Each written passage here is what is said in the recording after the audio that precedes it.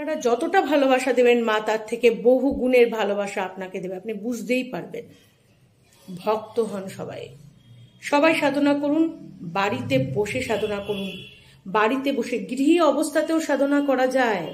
মায়ের পুজো গৃহী লোক যারা, সাংসারিক লোক যারা, সংসারে যারা থাকে, বিবাহিত জন সবাই মা দুর্গার পুজো করতে পারেন। মা জগৎজননী, তার পুজো দেবতারা করেছে, ঋষি মুনিরা করেছে, গুণীজন করেছে, পণ্ডিতগণ করেছে। আমরা মায়ের পুজো অবশ্যই আমাদের প্রত্যেককে করা উচিত, থাকা উচিত মা কালীর পায়ের তলায়। সেই মা পার্বতী, সেই মা দুর্গা, সে মহা বিভৎস রূপ ধারণ করেছে অসুরদের থেকে আমাদের রক্ষা করার জন্য। যে আসুরিক প্রবৃত্তিকে, এই জন্য আমাদের প্রত্যেককে বর্জন করা উচিত। আমরা কি করছি? যে মা আমাদের রক্ষা করেছে আসুরিক প্রবৃত্তির থেকে, অসুরদের থেকে রক্ষা করেছে, আমরা অ্যাডপ্ট করছি সেই আসুরিক প্রবৃত্তি। কথাটা শুনতে খারাপ লাগছে, কিন্তু এটাই ফ্যাক্ট। আসুরিক প্রবৃত্তি কি?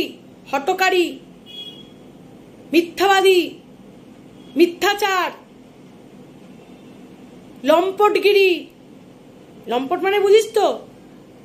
মেয়েদের অসম্মান করা, অত্যাচার করা, মা বাবাকে অত্যাচার করা, চুরি, ডাকাতি, ছিনতাই, যত রকম রাহাজানি সব রকম কাজ আছে, সমস্ত রকম হচ্ছে আসুরিক প্রবৃত্তি। সুরাপান, অপরের স্ত্রীর দিকে নজর, তাদেরকে ভোগ করার লালসা, সমস্ত কিছু আসুরিক প্রবৃত্তির মধ্যে পড়ে। এবং যেসব মেয়েরা সেম মদ্যপান, এই সেই, এগুলো আসুরিক প্রবৃত্তি। তাহলে যে অসুরদের থেকে রক্ষা করার জন্য আজকে বিশ্ব ব্রহ্মাণ্ডে এক করে দিয়েছে মা দুর্গা, মা কালী, সেই মা কালীর পায়ের তলায় আমাদের পড়ে থাকা উচিত। প্রতিদিন মা কালীর মন্ত্র জপ করা উচিত। কালী কালী মহাকালী, কালীকে পাপহারিণী, ধর্ম কাম প্রদে দেবী নারায়ণী নমস্তুতে। সেই একমাত্র পাপ ক্ষমা করতে পারে, সেই হচ্ছে মা কালী, পাপহারিণী। মার কাছে যাও। মা যখন অতটাই বিধ্বংসী শত্রুকে মোকাবিলা করার জন্য, তার সন্তানকে বাঁচানোর জন্য, ততটাই মা নরম। তোমাদের কাছে মা নরম। মার কাছে যে প্রার্থনা করো, হে মা আমাকে ক্ষমা করে দাও। মা দেখো, মা সন্তান বৎসলা, তার মহিমা। ওই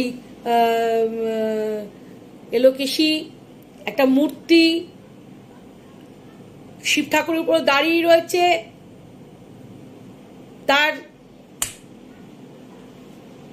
শরীর বস্ত্র বিবস্ত্র, ব্যাঘ্র চম্র তার পরনে, এসব তাহলে বুঝবে ব্যাপারটা কি। ব্যাপারটা কি? আলু থালু কেন বেশ? মা প্রাণপণের লড়াই করেছে অসুরদের সঙ্গে আমাদেরকে রক্ষা করার জন্য। এখনো বিভিন্ন রূপে করে আসছে, এখনো বিভিন্ন রকম ভাবে, বিভিন্ন রকম সত্তা, তারই অংশজাত সমস্ত সত্তা মানুষকে রক্ষা করছে। শুধু আমাদের বোঝার, আমাদের দেখার অভাব। মাই পারে একমাত্র ক্ষমা করে দিতে। বুঝেছিস ব্যাপারটা? বুঝলি? আমি যেমন করে, এবার মহাপণ্ডিত, মহাগুণীজন কিভাবে বোঝাবে সেটা তাদের যদি খারাপ লাগে, হাত জোর করে আমি মাপ চেয়ে নিচ্ছি। আমার